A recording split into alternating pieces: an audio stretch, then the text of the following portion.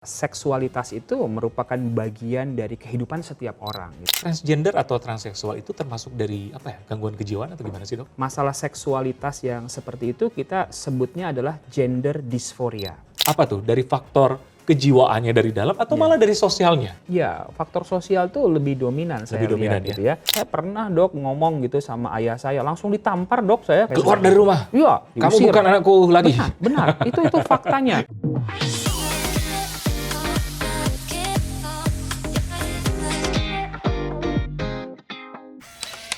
Halo Sobat Vidi Visi Health, kembali lagi bersama kami di Dokterpreneur with Dr. Ekles. Nah, kita udah kedatangan tamu lagi nih, narasumber yang luar biasa lagi, Dr. Lahargo, spesialis kedokteran jiwa.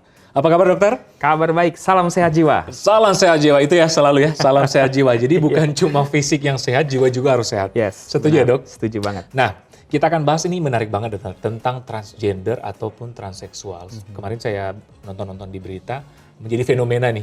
Karena ada banyak public figure tertentu, baik di luar negeri ataupun di tanah air sendiri. Apalagi dengan masa sosial media sekarang udah berani speak up tentang transgender ataupun transseksual. Betul. Tapi yang jadi pertanyaan penting, mungkin pemirsa juga atau viewers yang menyaksikan ini, transgender atau transseksual itu termasuk dari gangguan kejiwaan atau gimana sih, Dok?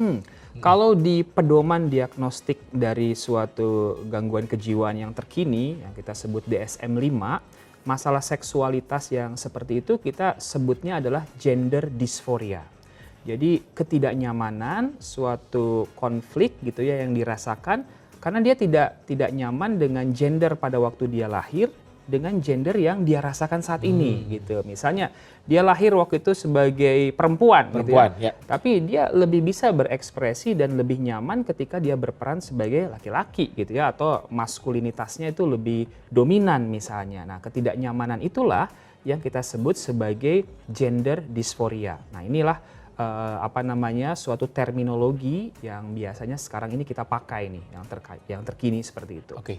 Berarti apa tuh, Dok? Pengertian apa tadi dysphoria? Dysphoria. Yang tadi yang dokter bilang tadi yang ketidaknyamanan dengan gender pada waktu dia lahir dengan gender yang dia rasakan dan ekspresikan saat ini gitu. Jadi baik transseksual ataupun istilah kita dalam tanda kutip transgender gitu. Nah, ketidaknyamanan itu bisa dalam bentuk body, fisiknya gitu ya. Kok saya nggak nyaman nih, saya punya karakteristik primer dan sekunder tertentu misalnya gitu ya. Bisa juga dia ketidaknyamanannya secara sosial gitu ya. Kok saya tidak nyaman diperlakukan seperti ini. Dan juga dalam pikirannya gitu, mind gitu. Jadi di pikirannya dia kok saya nggak cocok ya dengan jenis kelamin seperti ini. Itu berarti dokter tegaskan berarti bukan salah satu juga gangguan. Bukan kita diagnos atau kita judge, dia gangguan kepribadian atau gimana? Bukan. Jadi gender dysphoria itu punya karakteristik diagnostik gitu ya. Jadi kita sebutnya gangguannya ini gender dysphoria. Yaitu pertama, dia tidak nyaman dengan karakteristik seks yang dia miliki saat ini gitu ya. Misalnya laki-laki gitu ya, kok dia nggak nyaman dengan, mohon maaf, penisnya gitu ya, dengan kondisi tubuhnya yang seperti laki-laki. Yang kedua, dia ingin berusaha menghilangkan karakteristik seks sekundernya tersebut. Kemudian yang ketiga, dia itu menginginkan suatu karakteristik seks dari lawan jenisnya gitu. Kemudian dia berusaha untuk berpakaian ataupun bertindak berperilaku seperti itu dan ingin diperlakukan sebagai lawan jenis dari yang sudah secara lahir dia dilahirkan sebagai jenis kelamin tertentu. Yang dilahirkan ya. Betul. Dan dia ngerasa kok saya lebih cocok ya memang dengan karakteristik dari ataupun sifatnya, pembawaan dari lawan jenis daripada apa yang sudah dia dilahirkan pada sebelumnya. Oke, gitu, nah, menarik banget, dokter. Nah, apa sih penyebab sampai orang muncul apa tadi dokter bilang gender dysphoria. Dysphoria itu ketidaknyamanan gitu ya. Jadi faktornya multifaktor gitu ya. Jadi bisa karena faktor biologis gitu ya. Bisa karena kromosomnya, ada beberapa meskipun nggak banyak itu memang gangguan di kromosom misalnya gitu ya. Ada lagi gangguan di hormonalnya, pernah misalnya ada suatu penyakit, infeksi tertentu misalnya yang mengganggu sistem persarafannya, penggunaan obat-obatan, nah itu faktor biologi kita bilang. Faktor intrinsik ya dari dalam ya. Benar. Yang kedua faktor psikologis, berbagai pengalaman psikologis yang tidak nyaman atau yang traumatis gitu ya. Mungkin juga bisa karena pernah dibully, pernah mengalami suatu kekerasan seksual sebelumnya, ataupun berbagai hubungan relasi yang tidak nyaman, entah dengan lawan jenis atau sesama jenis. Nah, itu juga bisa memicu persepsi yang berujung kepada gender dysphoria. Dan yang terakhir adalah faktor sosial, pola asuh keluarga. Seorang ayah atau keluarga yang menginginkan anak perempuan tapi yang lahir laki-laki, ada perlakuan yang berbeda misalnya. Nah, itu juga bisa menjadi suatu faktor-faktor tuh yang memicu munculnya ketidaknyamanan dengan gender dia dan berujung kepada gangguan yang kita sebut gender dysphoria. Gender dysphoria, menarik banget dokter. Kalau trauma? Ya. Trauma yang tadi dokter bilang ya, trauma mengalami trauma misalnya dengan mungkin dulunya dengan lawan jenis atau sebagainya dan pingin menjadi figur yang berbeda. Itu gimana dokter? Ya, beberapa pasien yang saya tangani menceritakan pengalaman itu gitu ya. Jadi dia punya suatu pengalaman traumatis dengan lawan jenis gitu ya. Jadi setiap orang kan punya pengalaman yang unik ya dan sangat individual. Dan gimana dia menghayati pengalaman tersebut itu bisa berdampak tuh terhadap berbagai domain dari masalah psikologisnya. Nah, seksualitas ataupun gender ini kan salah satu bagian dari kehidupan setiap orang gitu. Jadi bisa itu menjadi memberikan suatu pengaruh terhadap munculnya perubahan gender gitu ya pada orang tersebut. Gitu. Tapi yang paling penting juga kita harus bijak ya, karena belum tentu juga itu hal-hal yang yang dikatakan gangguan kepribadian yang membahayakan orang lain. Betul. Benar nggak sih dok? Gitu. Jadi artinya kita tidak boleh menghakimi gitu ya. Dan kita tetap perlu menerima gitu ya semua orang itu dengan kehidupan dan berbagai aspek dari dirinya. Ya, gitu. Setuju banget dokter. Nah, bagaimana sih kita mengetahui dari dini bahwa kita ataupun keluarga terdekat kita ada kemungkinan ke arah gender dysphoria tadi dokter? Jadi kalau dari DSM-5 itu ada kriteria diagnostiknya memang gitu ya. Kalau dalam 6 bulan dan memang bisa dari fase anak-anak gitu kelihatan ada suatu gender dysphoria. Nah, kalau pada anak-anak itu bisa kelihatan dari dia berusaha untuk memakai pakaian dari lawan jenisnya. Dia tidak nyaman dengan organ anatomi dari seksualnya gitu ya. Dia membenci atau ingin menghilangkan anatomi dari seksual yang ada pada dirinya. Kemudian dia bermain permainan yang memang cocoknya untuk lawan jenisnya gitu. Dan dia menolak bermain suatu permainan-permainan dari apa yang memang sesuai dengan gendernya. Nah, dari situ sudah kelihatan bahwa ada suatu gender dysphoria pada masa anak-anak. Sejak gitu. dini ya. Nah, kalau 6 bulan dia kelihatan terus-menerus seperti itu, sebenarnya diagnosis untuk gender dysphoria itu bisa ditegakkan. Apalagi kalau dari kecil suka makeup ya. Nah itu Devin. Mana tuh tadi? itu hati-hati ya dokter. Iya, tapi tetap saja itu adalah pengalaman unik dari setiap orang gitu ya. Dia menjalani kehidupan seperti yang memang dia ingin lakukan gitu ya. Dan tetap bisa berekspresi, tetap bisa punya quality of life yang baik tentunya. Iya. Gitu. Tadi bukan berarti jadi tukang makeup, maksudnya dari kecil udah makeup sendiri. Iya, kalau jadi tukang makeup ya itu terserah ya, mau Iya. gender dia ataupun wanita. Oke dokter, jadi itu memang secara dini yang bisa kita kenali. Nah, tapi apa yang bisa kita arahkan? Maksudnya, tapi memang juga ini kan bukan sesuatu juga yang, tapi memang di Indonesia kan memang masih dalam hal yang sosialnya masih ya kita tahu bersama dengan adat ketimuran kita. Gimana menurut dokter? Ya, jadi memang di setiap daerah itu berbeda-beda ya, karena ada value, nilai, budaya, norma, agama gitu ya. Dan itu yang tentunya juga perlu menjadi suatu perhatian kita gitu ya. Seberapa ini orang ini punya suatu gender dysphoria yang cukup dipengaruhi oleh nilai, value, budaya, dan agama tadi. Nah, tidak jarang itu menimbulkan suatu konflik pada akhirnya gitu kan. Dia coba coming out tentang apa yang dia rasakan nih secara gendernya, tapi orang tuanya menolak. Secara agama kayaknya nggak sesuai, dia merasa bersalah dan berdosa.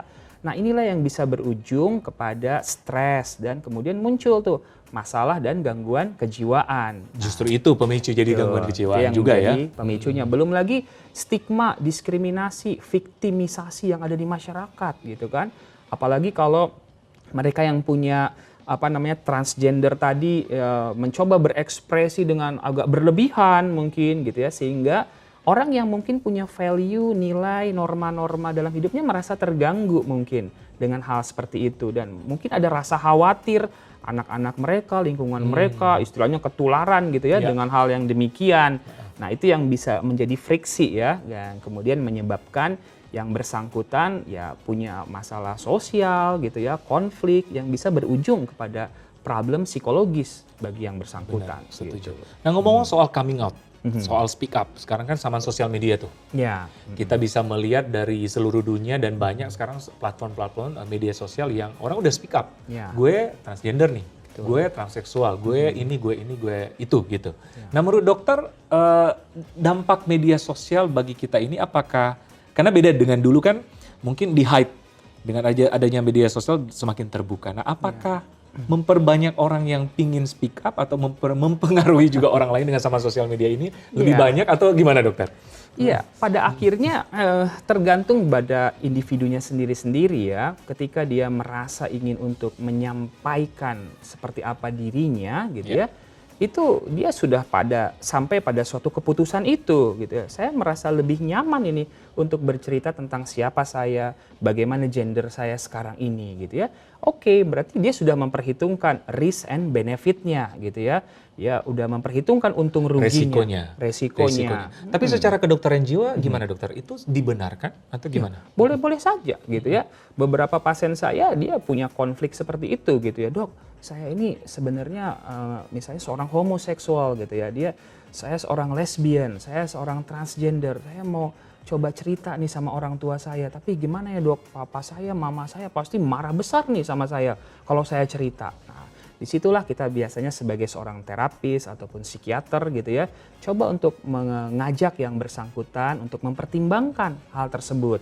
Dan bagaimana cara dia bisa tetap nyaman dengan pilihan-pilihan yang akan diambilnya nanti. Gitu. Menarik banget nih dokter. Nah, biasanya solusi dari dokter seperti apa? Biasanya ada pasien transgender atau transseksual datang ke dokter. Konsultasi seperti itu. Biasanya solusi dari dokter seperti apa? Saya selalu melihat bagaimana lingkungan kehidupannya gitu ya. Kamu apa pekerjaannya, bagaimana latar belakangnya, keluarga kamu seperti apa nilai-nilai value-nya. Nah, kalau kamu cerita gimana nih kira-kira, atau mungkin bagaimana cara kamu menyampaikannya. Atau ada juga beberapa pasien yang dia tidak nyaman dengan gendernya dia. Aduh dok, saya kayaknya mau kembali deh ke gender yang sebenarnya gitu ya. Ada yang seperti itu. That's okay, itu kan hak yang bersangkutan. Itu hak asasi yang bersangkutan gitu ya. Jadi boleh-boleh saja. Jadi masalah gender atau seksualitas ini kan ada dua gitu ya. Ada yang egosintonik. Egosintonik tuh dia sudah nyaman dengan gender yang dia rasakan sekarang ini. Meskipun itu berbeda dengan gender pada waktu dia lahir. Nah, itu namanya egosintonik gitu ya. Tapi ada juga orang yang ego distonik. Nah, dia nggak nyaman, kok bisa ya gue seperti ini gitu ya. Dan itu pun tetap kita bantu dan kita tolong gitu agar dia kemudian merasa nyaman, merasa bisa tetap berfungsi, tetap bisa produktif dalam kehidupannya. Gitu. Oke, yang dibantukan dalam segi kedokteran jiwa seperti itu ya. Karena memang kita dalam kondisi tidak bisa juga membenarkan, tapi kita juga tidak bisa menyalahkan. Betul. Kita bantu dari segi kesehatan mentalnya. Gitu. Seperti itu ya dokter. Gimana kesehatan jiwa, kesehatan mentalnya tetap terjaga dengan baik dengan apa yang sedang dialami dan dirasakan. Namanya problem, masalah dalam kehidupan ini kan macam-macam ya, ada aja. Dan ini hanya salah satunya saja gitu ya. Ada problem dengan seksualitasnya dia gitu ya. Nah, ini konflik yang sedang dia pikirkan, alami dan rasakan itu bukan tidak mungkin bisa berujung kepada stres, masalah dan gangguan jiwa. Nah, disinilah kita berusaha agar mendampingi yang bersangkutan agar kesehatan jiwanya tetap terjaga dengan baik pada akhirnya. Ya, itu dia. Oke, dokter. Dokter Argo, saya tertarik banget dengan pasien-pasien yang datang ke Dokter Argo, baik mengalami tadi ya gender dysphoria, transgender, transseksual. Nah, yang paling banyak mengalami gangguan sehingga mereka berobat ke dokter, apakah gimana? Faktor dari kesehatan mentalnya atau gangguan dari sosialnya? Karena kan apalagi kita hidup di Indonesia. Ya, dibandingkan dengan luar ya, di luar negeri ya lebih bebas ya, lebih free untuk speak up. Sedangkan kita di Indonesia dibatasi dengan adat, dengan sosial budaya kita. Gimana dokter? Dari pasien-pasien yang datang ke dokter yang lebih banyak apa tuh? Dari faktor kejiwaannya dari dalam atau malah dari sosialnya? Ya, jadi multifaktor ya Dokter Eklas ya. Beberapa pasien saya tuh memang konflik dalam dirinya seperti itu. Ada yang memang dia udah nyaman ini dengan gender yang memang sudah berbeda tersebut gitu ya. Tapi waktu dia mau cerita ke keluarganya, oh dia bilang gitu ya, saya pernah dok ngomong gitu sama ayah saya, langsung ditampar dok saya katanya gitu kan. Ada sampai Keluar dari rumah. Iya, Kamu diusir. bukan anakku lagi. Benar, itu faktanya. Iya. Kejadiannya begitu gitu ya, dan itu bikin perasaan yang tertekan, stres, dan muncullah tuh gangguan jiwa. Nah, disitulah kita lakukan pendampingan gitu ya. Nah, ketika sudah kita berikan terapi, pengobatan untuk gangguan psikologisnya gitu ya, ada cemas, ada depresinya. Waktu itu saya bikin family therapy, family meeting gitu ya. Saya undang orang tuanya gitu ya. Baru saya kasih kesempatan yang bersangkutan untuk menceritakan apa yang dia rasakan. Keluarganya mendengar gitu ya apa yang dialami oleh yang bersangkutan ini. Dan akhirnya ada suatu penerimaan, acceptance gitu ya dari keluarga terhadap situasi dan keadaan itu. Dan itu yang bisa merubah relasi. Memang yang terpenting juga terapi bukan cuma si individu ini, tapi orang-orang terdekatnya, apalagi keluarga ya. Iya, karena tujuan dari setiap terapi kan memastikan yang bersangkutan tidak mengalami gejala psikologis lagi dan bisa berfungsi, bisa produktif dalam kehidupannya. Dan itu bukan hanya tergantung dari yang bersangkutan, tapi terlebih adalah support system dari keluarga ini. Gitu. Nah, yang paling banyak gimana dokter? Faktor sosial atau faktor dari dalam? Ya, faktor sosial tuh lebih dominan saya lihat gitu ya. Apalagi di Indonesia ya. Di Indonesia dengan adat ketimuran, punya norma, nilai, budaya, agama gitu ya. Tentunya tidak mudah ya bagi orang yang punya gender dysphoria ini untuk speak up, untuk coming out gitu ya, untuk bercerita gitu ya. Dibandingkan dengan di luar yang mungkin udah lebih bebas gitu, udah biasa seperti itu. Tapi ya kita tetap menghargai di mana kita berada gitu tentunya gitu ya. Jadi tentunya yang bersangkutan juga tentu perlu mempertimbangkan tadi ya Dokter Eklas hal-hal seperti itu dan tetap menjaga kesehatan jiwanya lah agar terjaga dengan baik begitu. Itu yang paling penting kita bahas di sini adalah kesehatan jiwanya. Kita tidak menjudge apakah itu benar atau salah ya dokter ya, karena bukan ranah kita juga. Tapi yang paling penting adalah kesehatan jiwa dan dia bisa melanjutkan hidup dengan normal. Betul sekali. Gitu. Nah, berarti menurut pandangan dokter gimana? Misalnya orang tua pun sampai nggak menerima, harus ada terapi khusus kah untuk orang tua atau gimana dokter? Iya, artinya kan ada suatu konflik keluarga di situ ya. Jadi setiap konflik itu kan perlu kita lakukan yang namanya resolusi konflik. Nah, penyelesaiannya bagaimana nih gitu ya? Kalau memang keluarga nggak menerima dengan nilai agama, norma yang mereka punya gitu ya, artinya kan masing-masing harus ada perubahan. Nah, dia berusaha beradaptasi juga dengan situasi dan keadaan yang seperti itu. Dan apa yang harus dia lakukan ke depan nih, langkah-langkahnya seperti apa gitu ya. Itulah yang kita dampingi. Nah, saran bijak dari dokter gimana nih bagi keluarga yang memiliki mungkin kerabat atau anak mungkin yang transgender atau transseksual? Yang pertama, carilah informasi dari sumber terpercaya terlebih dahulu mengenai hal ini. Karena seringkali keluarga gitu ya ataupun masyarakat belum memiliki pemahaman yang benar tentang masalah seksualitas ini gitu ya. Kemudian tanyakan langsung ke ahlinya, profesional yang ada punya kompetensi ya mengenai hal ini gitu. Dan yang dokter ataupun psikiater yang memang menangani anggota keluarga kita ini berdiskusi terus-menerus, tukar pikiran, ya kita sebut share decision making gitu ya. Jadi kita memutuskan bersama-sama nih hal apa yang perlu dilakukan. Karena nggak ada hitam putih harus bagaimana gitu ya. Setiap keluarga tuh unik, punya warnanya tersendiri. Ada yang membenarkan atau yang tidak membenarkan. Tapi misalnya gini dokter, ada keluarga yang memaksakan anaknya harus berubah seperti kodrat semula. Nah itu gimana dokter? Ya itulah value dalam keluarga ini gitu ya. Dan kita coba untuk melihat dengan value yang demikian, seperti apa ini bisa dilewati. Kalau itu bikin anak ini tertekan, depresi, masa mau dipertahankan seperti itu terus? Tapi kalau dengan cara seperti itu anaknya kemudian bisa lebih nyaman gitu ya, ya boleh-boleh saja gitu ya. Jadi case by case gitu ya. Kita nggak ada hitam putih harus seperti ini, wajib begini, nggak boleh begini, tidak gitu ya. Tetap yang kita lihat adalah bagaimana kondisi psikologis, kesehatan jiwanya dengan situasi yang ada. Dan satu situasi kehidupan kan nggak statis begitu terus. Dia bisa dinamis, bisa fleksibel, bisa ada perubahan-perubahan yang mungkin terjadi dalam kehidupan. Nah, kalau saran dokter bagi yang yang mengalami transgender, transseksual gimana? Nah, saran dari dokter biasanya? jadi kalau yang memang mengalami hal seperti itu, artinya kan ada gender dysphoria gitu ya. Jadi saran saya segeralah berkonsultasi ke profesional kesehatan jiwa agar kemudian kita bisa dilakukan assessment ya, pemeriksaan secara lebih lengkap gitu ya. Ada beberapa pasien gitu ya yang bilang, "Dok, saya ini mau ganti kelamin dok gitu ya, saya tolong bikin surat pengantar ke Bangkok gitu ya, saya mau ke sana gitu ya." Ada yang demikian gitu ya. Kemudian Ada banyak dok. Iya banyak gitu ya. Jadi saya bilang sama yang bersangkutan, oke kita lakukan pemeriksaan dulu ya secara lebih lengkap gitu ya.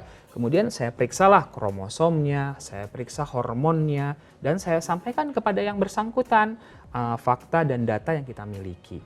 Baru pemeriksaan psikologisnya seperti apa. Nah, barulah kita melangkah lebih lanjut apa yang mau kita lakukan nih ke depannya gitu ya. Jadi yang bersangkutan mungkin pengen mengekspresikan dirinya dengan cara yang lain, dengan cara yang berbeda. Nah, itu yang kita bahas bersama-sama. Oh iya, yang bahas untung ruginya seperti apa. Betul, gitu. Karena kita tidak bisa membenarkan atau menyalahkan ya. Yes. Gitu. Nah, bagaimana solusi juga dokter untuk dampak negatif dari fenomena transgender transseksual? Ya, karena kita saat ini kan masyarakat Indonesia punya standar value yang tidak sama ya semuanya gitu ya. Nah, disinilah kita perlu bijak sebenarnya. Yang menjadi sering masalah adalah adanya fenomena semacam ada gerakan. Nah, itu yang seringkali ditakutkan gitu ya. Ada gerakan untuk menjadikan nih orang-orang dengan gender atau fenomena tertentu seperti itu. Nah, gerakan ini yang rasanya kok khawatir, takut. Nah, itu kan menimbulkan reaksi. Nah, reaksi ini yang seringkali berujung kepada konflik, masalah, dan itu menimbulkan stigma, diskriminasi, viktimisasi, dan itu yang bisa berdampak kepada kondisi psikologis bagi orang yang mengalaminya ataupun orang-orang yang terdekatnya pada akhirnya. Gitu dia. Ya, jadi memang harus kita singkapi dengan bijak ya, sesuai dengan kondisi dan ya kita di Indonesia ya memang dengan aturan, dengan adat istiadat yang gini. Betul. Gitu. Tapi saya yakin semua pasti ada solusinya dokter. Ya, setuju ya? tentu saja. Oke dokter Aga, apa mungkin message terakhir mungkin di episode kali ini untuk pemirsa yang menyaksikan yang mungkin transgender atau transseksual ataupun ada keluarganya ataupun masyarakat umum? Ya, pada akhirnya kita perlu menyadari bahwa seksualitas itu merupakan bagian dari kehidupan setiap orang gitu ya. Mungkin pendidikan seksualitas sejak dini ini perlu dilakukan ya pada anak-anak gitu ya, agar mereka lebih memahami dan menerima seperti apa mereka apa adanya. Setuju. Gitu ya. Dan kemudian juga kita tidak menghakimi ya, menjudge setiap orang tersebut sesuai dengan nilai, norma, value yang kita miliki. Karena setiap orang punya jalan kehidupannya gitu ya, punya haknya, betul masing-masing, eksistensinya sendiri-sendiri dalam kehidupan ini, dan kita saling menghormati dan menghargai jalan hidup dari setiap orang. Ya. Gitu. Oke. Jadi pada intinya juga kita ada rasa menghargai, bijak dalam menyingkapi masalah. Kita di sini juga bukan untuk otoritas kita dokter membenarkan ataupun menyalahkan ya. Benar. Yang penting kita di sini giatnya untuk menyehatkan bangsa Indonesia ya. Benar, termasuk kesehatan jiwa yang mengalami transgender ataupun transseksual. Ya dokter? Betul. Oke, terima kasih dokter Argo. Sama-sama, sangat menarik, sangat bermanfaat. Nanti ketemu lagi, jangan bosan-bosan diundang di podcast Dokterpreneur with Dr. Ekles. Oke pemirsa, cari informasi sehat yang benar di Dokterpreneur with Dr. Ekles.